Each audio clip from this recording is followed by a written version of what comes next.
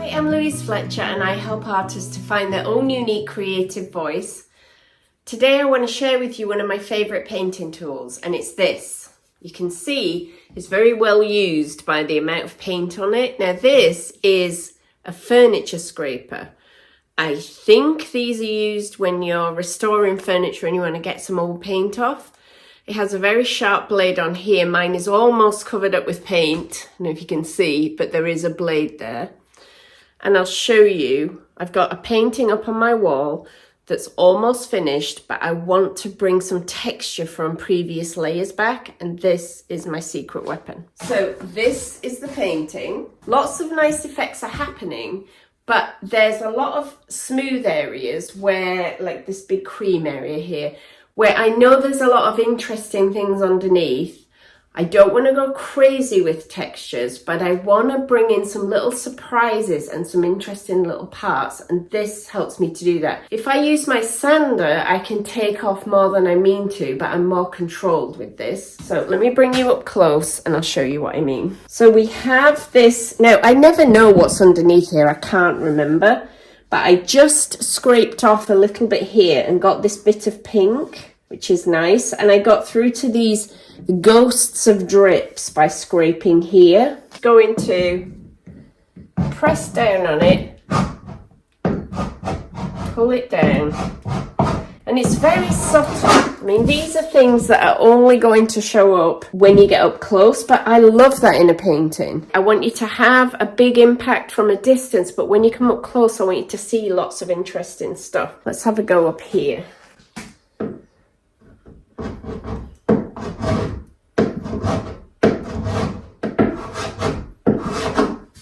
So that's nice. It's just getting a little bit of texture back into this area.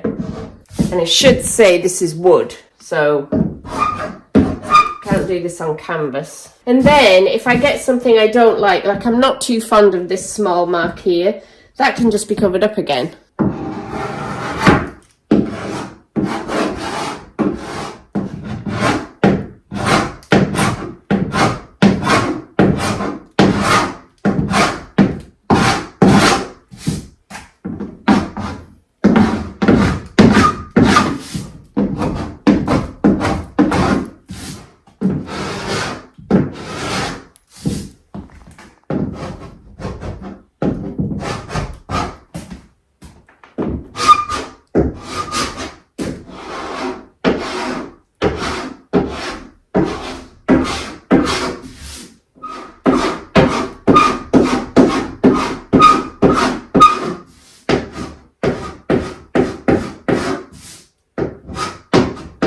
So after I've done scraping, I'll step back, look at the whole thing, see if it's textured enough for me, and also see if there are places where the texture's too much. I'm going to take the camera in a second, show you the parts that I especially like, and also a couple of parts that I'm going to cover up again. But this technique gets me effects that I couldn't get any other way.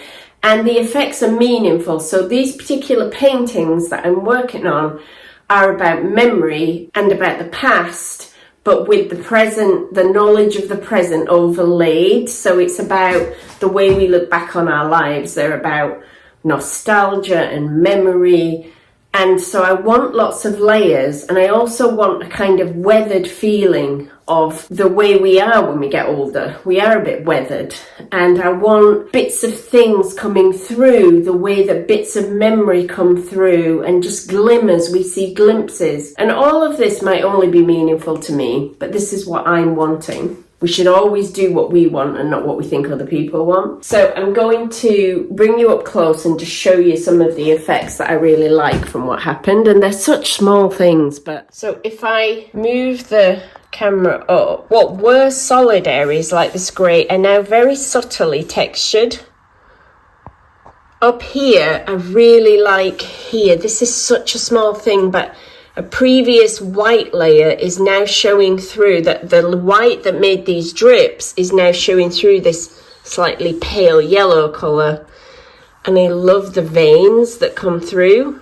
I like any time I go over where two paint colours overlap. So for example, this was green going up over this orange, but now I've scraped some of the green off, and now you get green in between the orange marks, and I couldn't do that with paint. I couldn't get that effect on purpose. In some places, like here, I don't love this interfering with this colour, but I know what colours I've used, so I can cover that back up, but maybe keep this mark that I do like. I don't love this, so I can cover this up.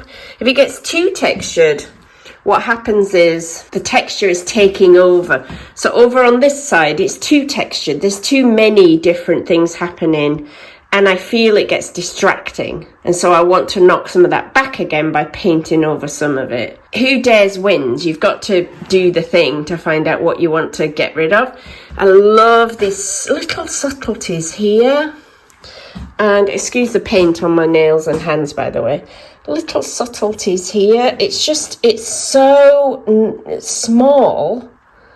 This texture here is so small, but when you get up close to a painting, coming back on camera, when you get up close to a painting, it's those things that you notice, and it's those things that reward you over time when you have a painting in your home and you're always looking at it and saying, oh yeah, look at that bit there, I really like that. Same reason why I like to have little bits of writing in my abstract paintings, just things that you kind of get a glimpse of but you don't quite know what it is. So I'm still not sure of this one. I'm not sure about this whole grey area here that feel like that needs something happening, but when I'm not sure what to do, I don't do anything. I'll figure that out.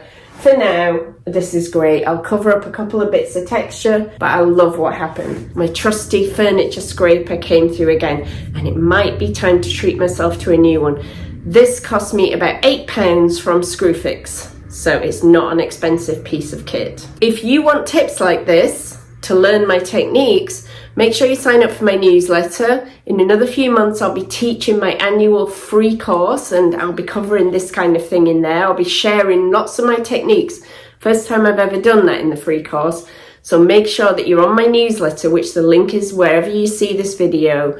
It's either in the description on YouTube, in the description on Facebook, in the link on Instagram, and that way you can be notified when the free course is coming up. That's it from me. See you next time.